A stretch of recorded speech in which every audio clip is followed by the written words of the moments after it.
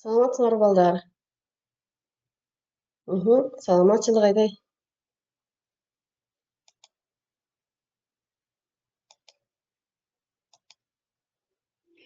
Алмамбет кандай саламатсыңбы? Анель, саламатчылык. Саламатсыңарбы?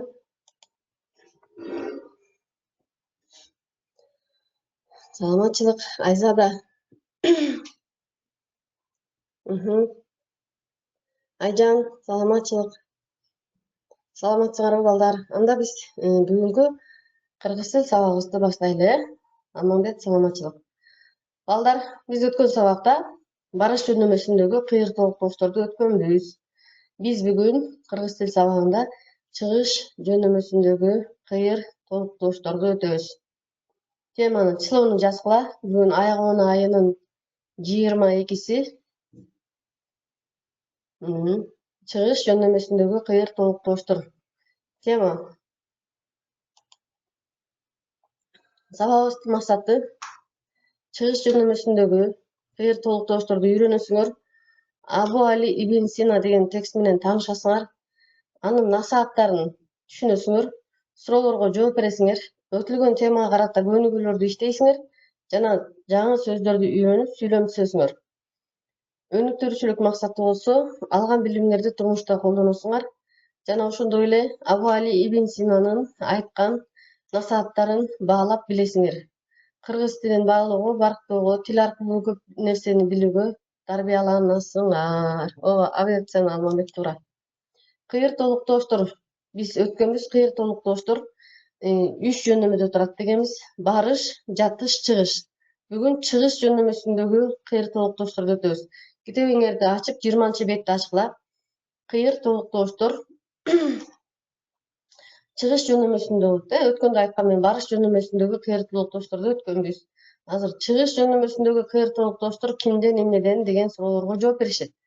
Мисалы, китептен, сүрөттөн, досумдан, топурактан, дүкөндөн, үйдөн деген сөздөрдүн бардыгында чыгыш жөнөмөнүн мүчөсүндө тургандыктан булар кыйыр толуктооштор болуп эсептелет. Бул орус тилинде да айткан косвенное дополнение. Косвенное дополнение в исходном падеже отвечает на вопросы от кого, от чего. Орус тилинен дагы билесиңер балдар. Мисалы, ырдагандан көңүлү калбады деген сөз сүйлөм бар экен бул жерде. Ырдагандан көңүлү калбады. Бул ырчы экен, ырчынын ырдагандан көңүлү калбайт экен.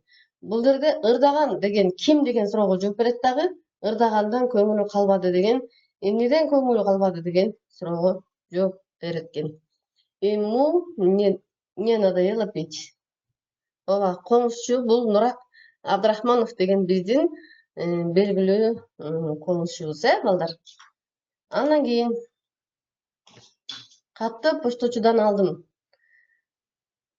Получил письмо от почтальона. Мында эмнени деген суроого жооп берет экен, Кимден деген суроого жооп берип атат.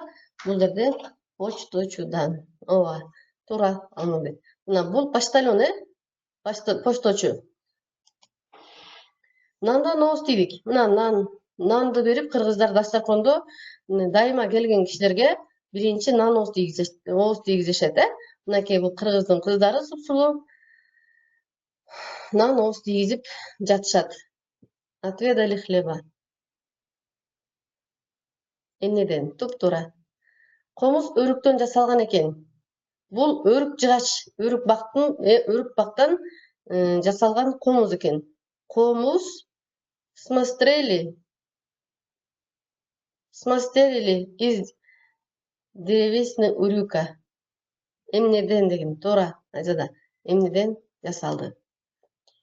25-чи көнүгүүнү карагыла. 21-бет. Чыгыш жөнөмөсүндөгү кыйыр толуктоошторду тапкыла дейт балдар. Туура. Кана балдар, мен силерге суроо берейинчи. Чыгыш жөнөмөсүндөгү мүчө кандай суроого жооп берет? Алхамдулилла.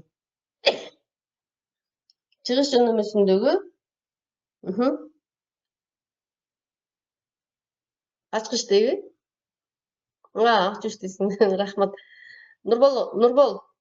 Чыгыш жөнөмөсүндөгү толуктооч кандай суроого жооп берет? Элман.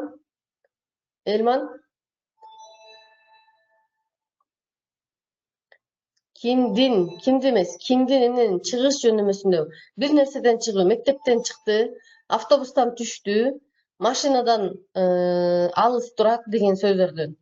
Мисалы биринчи карагыла, көптөн күткөн кыз айы келди дейт, Бул жерде табабыз биринчи сүйлөмдө кимден? Ооба, биринчи сүйлөмдөгү кыйыр толуктошту тапкыла. Биринчи сүйлөмдөгү кыйыр толуктошту тапкыла. Кана? Туура Айжан, көптөн күткөн азаматсың. Экинчи сүйлөмдөгү Алымбек, Азамат, Айзада туура таптыңар. Туура. Алмамбет экинчи. Каникулдан Алмамбет туура тапты. Алмамбет, Айдай, Азамат биринчи Алмамбет тапты, Андан кийин үчүнчү азаматсыңар. Үчүнчүсүндө мен шаардагы туугандарыбыздыкынан келдим дейт. Китебиңердин 21 бетинде бар. Кааласаңар, кыйыр толуктошторду көчүрүп жазып кала дептериңерге. Туугандарыбыздыкынан, Айжан туп-туура. Туугандарыбыздыкынан келдим. Алмаз, ооба, туура. Туура балдар. Эми карагыла. Алмаз, Сергей, Марат деген балдар менен дос болдум дейт. Бул жерде барбы кыйыр толуктоштор? Жок, туура. Айзада туура айтасың. Андан кийин алардан аз да болсо орус тилинен сабак алдым дейт. Бул жерде барбы? Туура Айзада. Алардан деген кыйыр толуктош. Мындайча айтканда чыгыш жөнөмүнүн мүчөсүндө турат экен, Алтынчы кинофильмдерди көрдүк, көлгө да түштүк. Бул жерде кыйыр толуктош барбы? Жок, кыйыр чыгыш жөнөмөсүндөгү толуктош жок, бирок кыйыр толуктош бар. Барыш жөнөмөсүн. Кинофильмдерди көлгө бардык. Көлгө деген эмнеге, кайда деген суроого жооп берет, көлгө түштүк дегенде. Барыш жөнөмүнүн мүчөсү болгондуктан бул дагы кыйыр толуктош. Азаматсың. Айжан, Алмамбет, азаматсыңар, жакшы катышып атасыңар балдар. Андан эмеси кийинки карайлы. Досторум окуган мектептерден да кабар алдым. Бул жерде туура Айзада мектептерден. Андан кийин Айдай туура, Айжан туура, Айдана туура. Кудайдан дейби? Кудайдан. Туура сегизинчи күн жай өтсө экен деп Кудайдан тиледим. Туура, Кудайдан деген сөз бул жерде чыгыш жөнөмөсүндөгү толуктош. Бирок сабактан калбас үчүн баары бир эртерээк кетүүгө туура келди. Туура. Алымбек туп-туура айтасың. Сабактан калбаш үчүн, сабактан туура айтасыңар балдар. Анда силер чыгыш жөнөмөсүндөгү толуктошторду түшүнүңөр. Булар кыйыр толуктошко кирет экен, балдар. Азаматсыңар. 26 көнүгүнү карагыла. Кыйыр толуктошторду көрсөткүлө. Манас Баатырга берген мүнөздөмөгө көңүл бургула дейт. Бул жерде Манас Баатырды тааныйсыңар, баарыңар.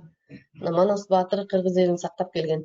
Мынакей, алтын менен күмүштүн ширөөсүнөн бүткөндөй, асман менен жериңдин тирөөсүнөн бүткөндөй дейт. Бул жерде сүйлөмдө алтын менен күмүштүн. Азаматсың Алымбек. Окудуң беле? Мына күмүштүн, кыйыр толуктошту табабыз. Алымбек, азаматсың.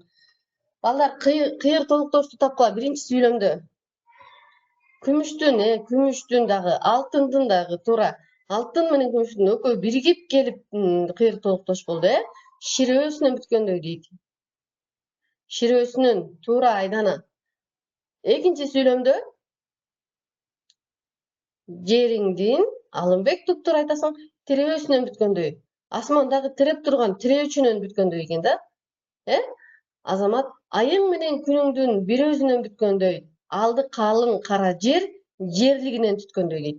Бул жерде туура күнүңдүн Айзада. Анан дагы өзүнөн бүткөндөй. Күнүңдүн туура айтасың, Айжан, сен туура айттың. Күнүңдүн бир өзүнөн бүткөндөй, жерлигинен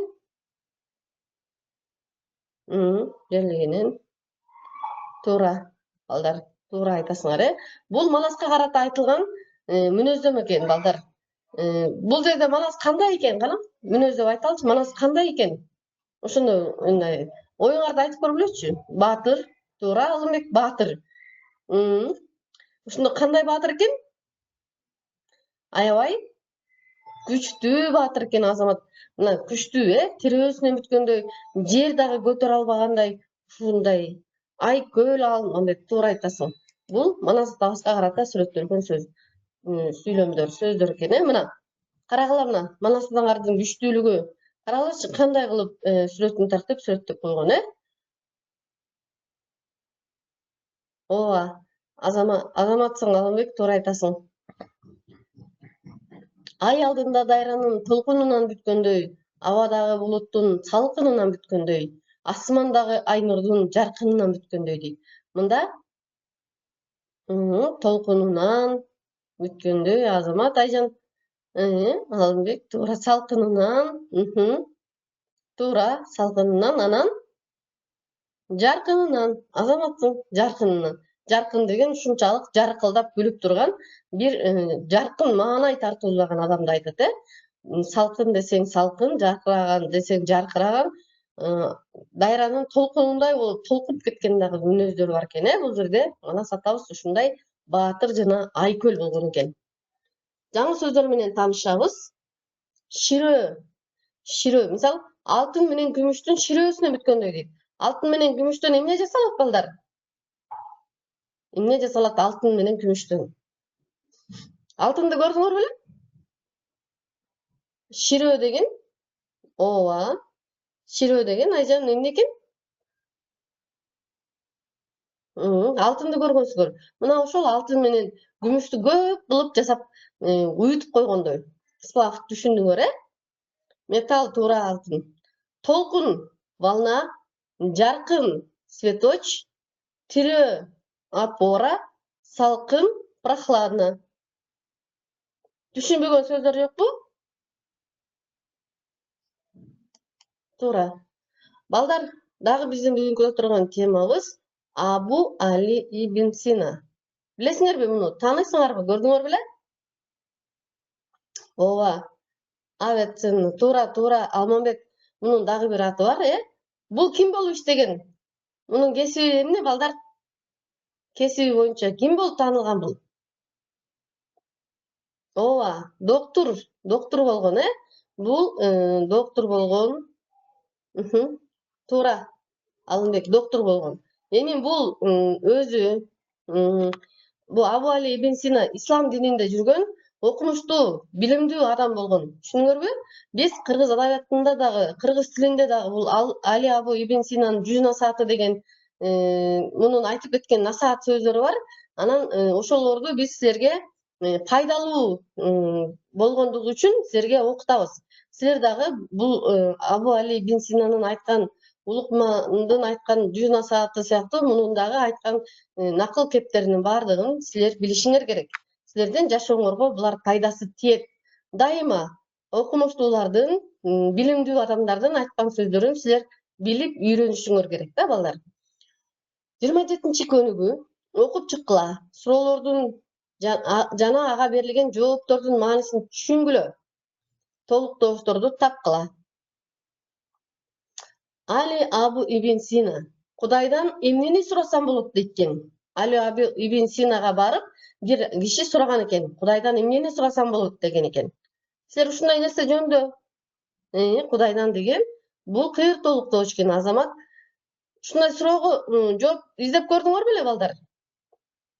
Дегенде Али Абу ибн Сина мынтип жооп берет экен. 3 нерсени сураганга болот экен. Ден соолукту, кубаттуулукту жана коопсуздукту.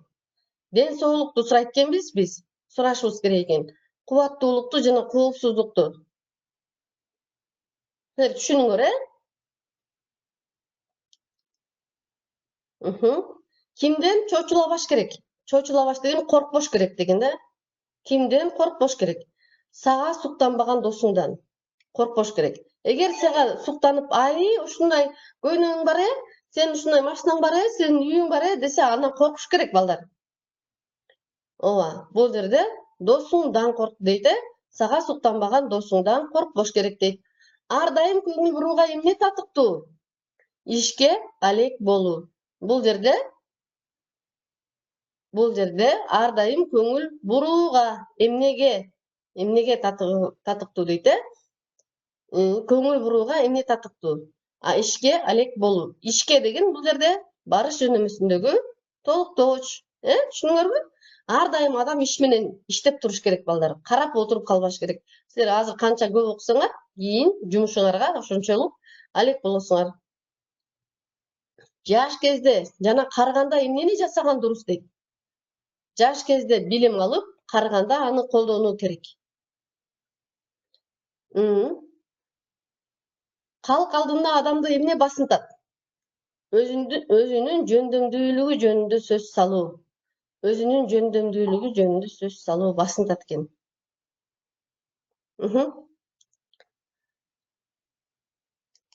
Карагыла. Татыксыз достон кантип кутулууга болот? Маанисин түшүнгүлө балдар. Бул жердеги сөздөрдүн маанисин да түшүнгүлө. Эгерде досуң сени таарынса, сен андан кантип кутуласың дейт. Андан кутулуш үчүн 3 жолу бар экен. Досуңдун. Силер кандай ойлойсуңар? Кантип кутулуш керек? Анын 3 жолу бар экен. Татыксыз недостойный болобу? Татыксыз. Недостойный.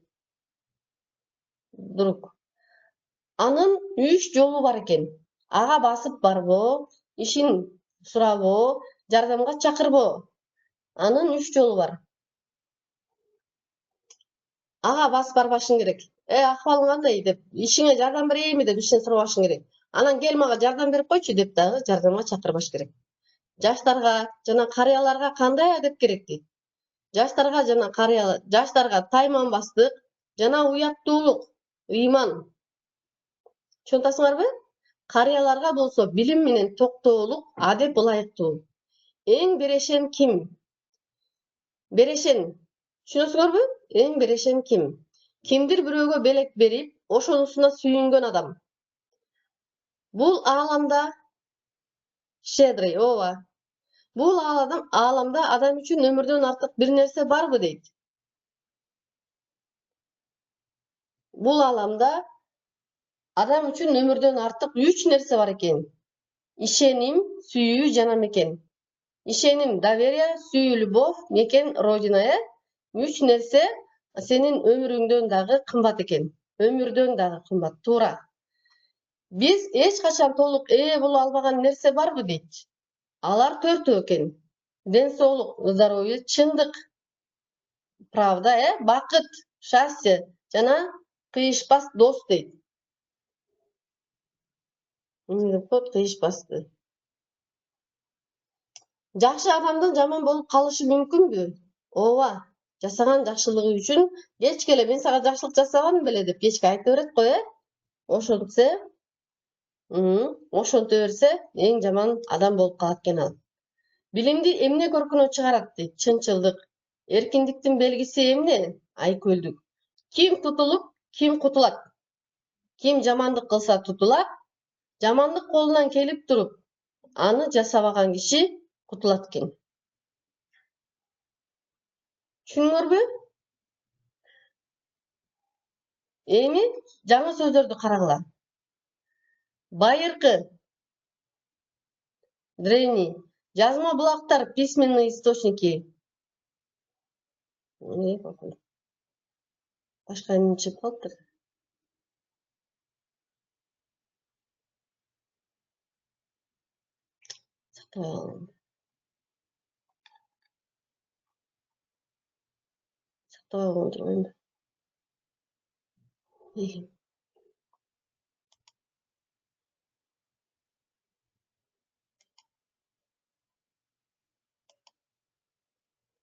Байыркы, древний. Жазма булактар, письменные источники, көчмөн бирикмелер, кочевные объединения. Аймагын мекендеген территория негизги уюткуга основной костяк, кирпич, лестница деп. Бул башка жаңы сөздөрдү эметип коюп турдум. Эми балдар карагыла. Суроолорго жооп беребиз балдар. Китебиңерден карап, силер словарларды карагыла дагы ошол сөздүктөр менен иштегиле, макулбу? Мен бияка жазсам, аны эме өчүрүп алып турмун. Балдар карагыла. Биринчи суроого ким жооп берет? Биринчи суроого.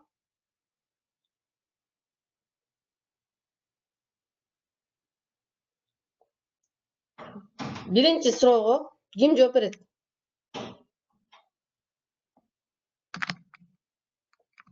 Birinci суроого ким жооп берет? Карагыла дагы биринчи суроого жооп бергиле. Birinci суроого. Туура. Айжан туура жооп берди. Алымбек туура жооп берди. Туура. Экинчи суроого ким жооп берет? Туура, күчтүү. Күчтүү. Манас Баатыр кандай болгон? Күчтүү болгон. Айкөл. Туура, Алымбек күчтүү, күчтүү Айкөл. Дагы кандай болгон? Баатыр болгон. Чоң болгон, Туура, Нурбол. Али Абу Ибн Синанын насааттары жактыбы? Али Абу Ибн Синанын насааттары жактыбы? Өзгөчө кайсы суроого жооп бергени жакты? Кайсы суроого жооп бергени жакты? Силерге. Муну жазып мага жөнөтөсүңөр, макулбу? Бул суроолорго жоопту жазып мага жөнөтөсүңөр. Адам үчүн өмүрдөн артык эмнелер бар экен? Адам үчүн өмүрдөн артык эмне бар экен? Эмнелер бар экен? Адам үчүн өмүрдөн артык эмнелер бар дейт. 3 нерсени айттым, жаңы эле. Кана ким табат? Жок. Өмүрдөн артык.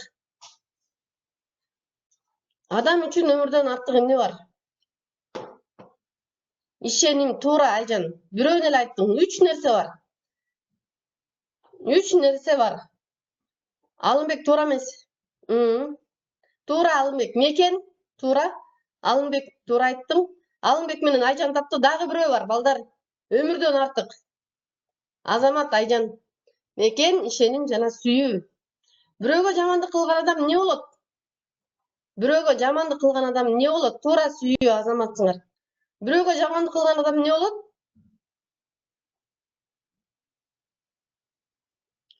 Бирөөгө жамандык кылган адам кармалат, тутулат, түрмөгө түшөт, Жаман болсо түрмөгө түшөт, тутулат. Тутулат деген кармалат. Нурбол туура тентек болот, Бирөөгө жамандык кылган киши тутулат. Айзада туура айттың. Колунан жамандык келип турса дагы, аны жасабаган адам эмне болот экен? Кана, табабыз болгула. Жамандык келип, бирок аны жасабайт экен ал. Жасабаса эмне болот? Азамат кутулат, Айжан. Жаш кезде эмне кылыш керек? Жаш кезде эмне кылыш керек, балдар? Азамат, Айзада окуш керек, билим алыш керек, Окуш керек, Азаматсың, билим алыш керек, окуш керек, көп нерсени үйрөнүш керек, Айжан, туура айттым, ыймандуу болуш керек. Жакшы адамдын жаман болуп калышы мүмкүнбү? Эмне кайсыл учурда? Ооба, жаман болуп калат экен, Айдана. Кайсыл учурда? Кайсыл учурда жаман болуп калат экен? Уур болуп дейт. Жок, кылган жакшылыгы үчүн дейт. Мен сага жакшылык кылбадым беле деп кечке айта берсе, жаман болуп калат экен ошол. Мен сага баягында билесиң, жакшылык кылбадым беле. Если ты попросишь, жемелеп турса, туп-туура. Айжан туура айттың. Балдар, анда көнүгүү иштейли. Муну дептериңерге жазгыла, сөз куруу оюнум. Силер муну мага жазып жөнөтөсүңөр. Мамлекеттүүлүк деген сөз бар экен. Ушул мамлекеттүүлүк деген сөздөн 20 сөз куралат, балдар. Макул, мен силерге 20 дебейин, 10 сөз курагыла. Кана азыр бат-баттан. Мамлекеттүүлүк. Макул, анда муну үйдөн, балдар, кет, туура, мамлекет, мал жана башка. Кийинки суроо, сүйлөмдөрдү толуктайсыңар. Пайдалануучу сөздөр мына. Бул көнүгүүнү дагы дептериңерге жазып мага жөнөтөсүңөр. Жанагы сөздөрдү, жана ошондой эле бул сүйлөмдөр толуктаганды жөнөтөсүңөр. Бүгүнкү сабакта өзүңөргө пайдалуу маалыматтарды, кандай маалыматтарды алдыңар? Эмнелерди билдиңер? Жактыбы сабак?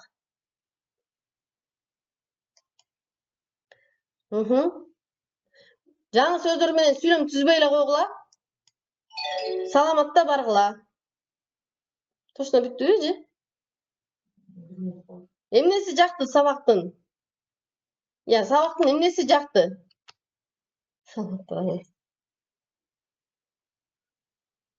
Шашып кеттим. Туура, Абу Али ибн Сина көнүгүүлөрдү иштеген жакты.